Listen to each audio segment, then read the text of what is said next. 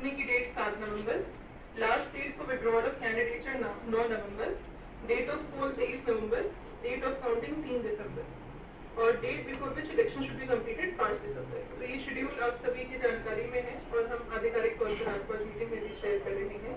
साथ ही साथ जैसे आपको जानकारी है कि इलेक्शन जितने भी पोस्टर्स, बोर्डिंग बैनर्स हैं उनको रिमूव करना और जितने भी शिला पट्टिकाएं हैं उनको कवर करना, 48 आवर्स में सभी पब्लिक प्लेसेस की और 72 आवर्स में सभी प्राइवेट प्लेसेस की। तो ये हमारी पूरी टीम ऑलरेडी इसमें कार्य कर रही है। आप लोगों का भी हम इसमें सहयोग चाहेंगे कि आप भी अपनी तरफ से सहयोग करें और कहीं भी ऐसी परिस्थिति नहीं आए।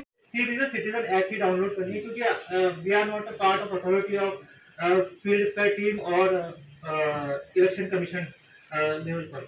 तो अगर सिटीजन है तो उसको सिटीजन ऐप ही डाउनलोड करें। इन्वेस्टिगेशन करेंगे फील्ड में शिकायत आने पर, उसके लिए इन्वेस्टिगेटर ऐप है और जो सिटीजन कोई कंप्लेंट डालेगा उसके लिए सिटीजन ऐप है।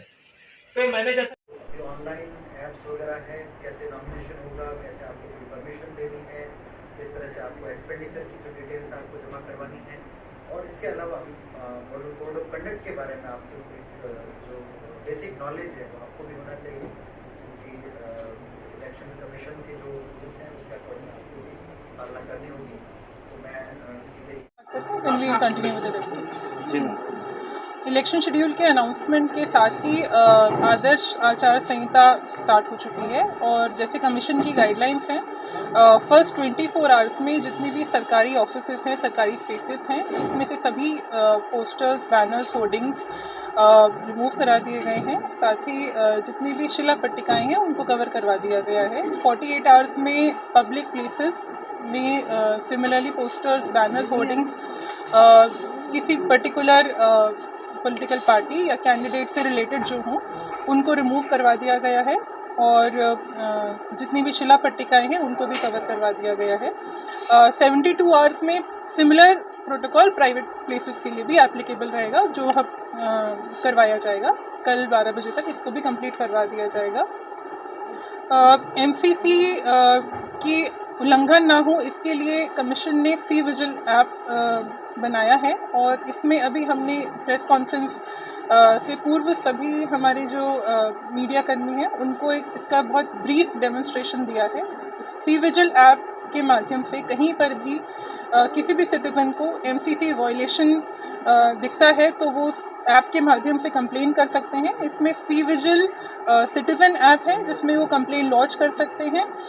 साथ ही इन्वेस्टिगेटर ऐप है। इस कंप्लेन की इन्वेस्टिगेशन FSC टीम्स के द्वारा की जाएगी, तो वो इन्वेस्टिगेटर ऐप के माध्यम से उसमें पूरा इन्वेस्टिगेट करके अपनी नोटिंग कर सकते हैं।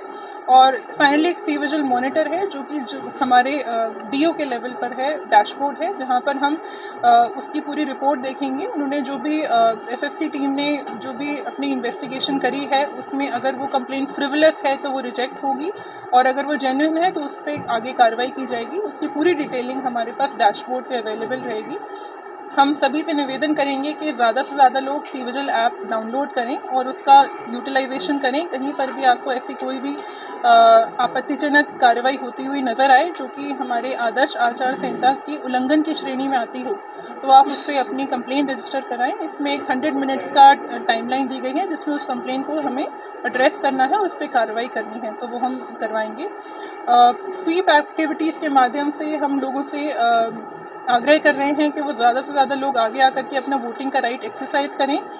इसके लिए हमने एक वोट वृक्ष बनाया था जिसमें वोट पातियाँ लगाई जाएंगी। लोग अपने संकल्प भर करके उस वृक्ष में पत्तियाँ लगा करके अपना एक एफर्मेटिव संकल्प लेंगे कि हम वोटिंग करेंगे और बाकी लोगों में भी इसकी प्रचार प्रसार करेंगे।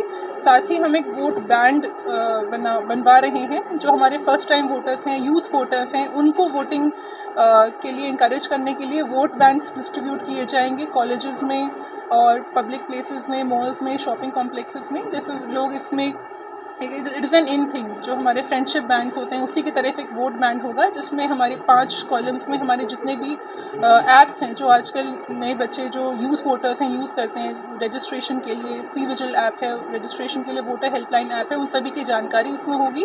तो that will be an IC option जिसमें लोग हम प्रचार प्रसार करेंगे कि ज़्यादा से ज़्यादा लोग अपना नाम भी जुड़वाएँ और जो लोग ऑलरेडी इनरोल्ड हैं एज वोटर्स वो अपना वोटिंग राइट एक्सरसाइज करें। 134 बूथ्स ऐसे आइडेंटिफाई हैं जो किसी तरह से संवेदनशील व अति संवेदनशील हैं।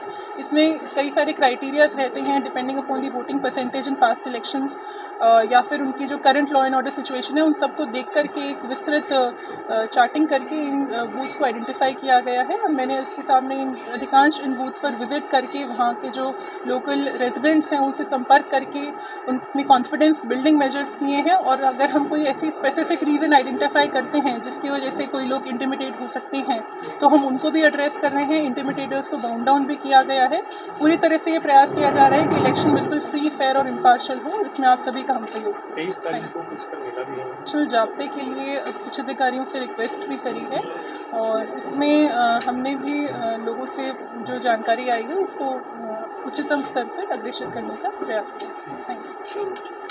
सर, आचार संहिता प्रभावी हो गई है, किस प्रकार से पुलिस मुस्तैद है चुनाव को लेकर? जैसे ही आचार संहिता लागू हुई है, हमारी जो FST टीमें हैं जो अजमेर के अंदर 78 है वो क्रियाशील हो चुकी है। हमारे यहाँ पे अजमेर नॉर्थ और किशनगढ़ जो है वो एक्सपेंडिचर सेंसिटिव है, जहाँ पे जो FST है उसकी संख्या बढ़ा करके 12-12 की हुई है। बाकी जगह पे 9 FST है वो लागू है। इसके अलावा जो चुनाव की घोषणा के साथ ही हमारे जो नाके हैं जो पुराने अजमेर के हिसाब से 20 जगह पे नाके लगे हुए हैं वो क्रियाशील हो गए हैं। जो 24 आवर्स है वो नाके चालू है।